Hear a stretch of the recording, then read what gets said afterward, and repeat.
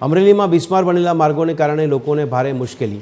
હાઈવેની દયનીય સ્થિતિને લઈને ગ્રામજનોનો ભારે રોષ। વારંવાર રજૂઆતો છતાં તંત્ર દ્વારા કોઈ કાર્યવાહી નહીં। મોટા અગરિયા ગામના લોકોએ મહેનત કરી જાતે ખાડા પૂર્યા। અધિકારીઓની બેદરકારીના કારણે બિસ્માર રસ્તાથી પ્રજા પરેશાન। રોડ મરામતની કામગીરી ચાલુ કરી હોવાનો તંત્રનો દાવો। અવારનવાર રજૂઆતો કરી છે કે ભાઈ સાહેબ અહીંયા ખાડા પીડ્યા છે, અકસ્માતો થાય છે, રોજ 2-3 અકસ્માતો હોય છે, છતાં અધિકારીઓને પેટનું પાણી નથી હલતું। અને આપણે ફોન દ્વારા એને રજૂઆત કરીએ ત્યારે એમ કે બસ બાયપાસે બુરાય છે, સાવરકુંડલાથી બુરાય છે। તો બુરાય છે તો ક્યાં બુરાણું? આમાં 2 ફૂટના ખાડા છે। સરકારને વારંવાર રજૂઆત કરી પણ કોઈ ધ્યાન દેતું નથી। આ ગામ લોકોએ હાથે ખાડા બુર્યા છે। એને નુકસાન એટલું થાય છે ને અકસ્માતની બીકે એટલી રહે છે। આમાં તો શું છે કે નીકળી એટલે તો આપણને રોદા હોય એટલે બીક લાગે।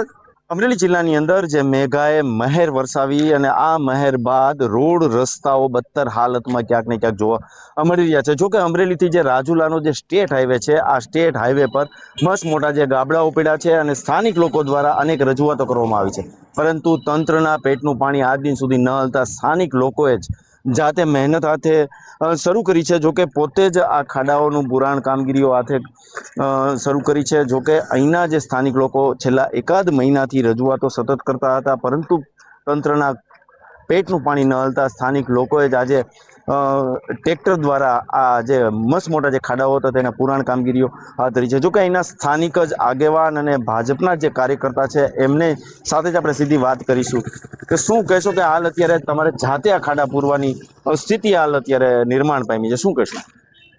અધિકારીઓના પાપે અમારે અત્યારે જાતે આ ખાડા બુરવા પીડ્યા છે। કારણ કે અમે અવારનવાર રજૂઆતો કરી છે કે ભાઈ સાહેબ અહીંયા ખાડા પીડ્યા છે, અકસ્માતો થાય છે, રોજ 2-3 અકસ્માતો હોય છે, છતાં અધિકારીઓને પેટનું પાણી નથી હલતું।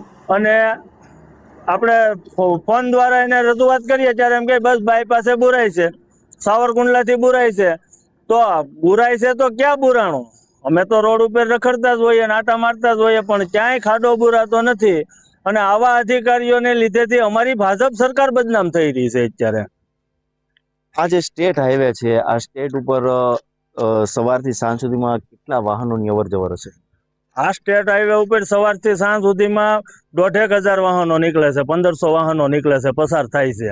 એમાં કોઈ ગાડીઓની ચેમ્બરો પણ તૂટી જાય છે, જમ્પર તૂટી જાય છે, અકસ્માતો એટલા બધા થાય છે। કારણ કે આગળથી આવતા ખાડો હોય એટલે બ્રેક મારે પાછળથી બીજી ગાડી ઘૂસી જાય છે। આવા અકસ્માતો અવારનવાર થાય છે। અમે સાહેબને રજૂઆત કરી છતાં એ કહે છે કે બસ અમે કાલે બુરવા નથી, પ્રમ દિવસ બુરવા નથી, ફલાણાને કોન્ટ્રાક્ટ દીધો છે, ઓલાને દીધો છે, પણ એવું નથી। એ પોતાને કરવાનું છે ને પોતે બીજા ઉપર ઢોળે છે। શું માંગ શું છે આપની? માંગણીમાં તો બસ આ ખાડા બુરે, કારણ કે અમારી પાસે તેવી જોગવાઈ હોય નહીં। અમે તો કદાચ ને મોટા અગિરિયા નવા અગિરિયા સુધી ખાડા બુરી શકીએ, કે અમે આખું રાજુલા સુધી તો કઈ ખાડા બુરી શકવાના નથી। અમે એટલા બુર્યા કારણ કે અમારી પાસે એવી કોઈ જોગવાઈ ન હોય કે અમે કઈ સ્ટેટ હાઈવે ના ખાડા બુરી શકીએ। પણ હવે તંત્રને તો આ ખાડાથી ઓલા આખું ખુલે અને જો ખાડા બુરે તો આ લોકોને રાહત મળે એવું છે।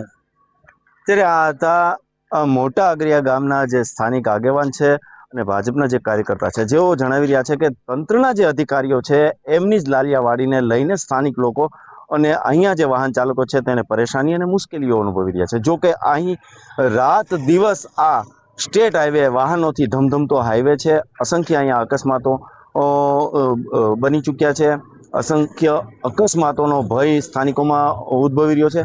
પરંતુ હાલ અત્યારે સ્થાનિક લોકોએ જ આ ખાડાઓનું પુરાણ કામગીરીઓ હાથ ધરી છે અને તંત્ર પાસે આ રસ્તાની જે મરામત કરવામાં આવે તેવી માંગ પણ ઉઠી છે। પરેશ પરમાર, TV13 ગુજરાતી, અમરેલી।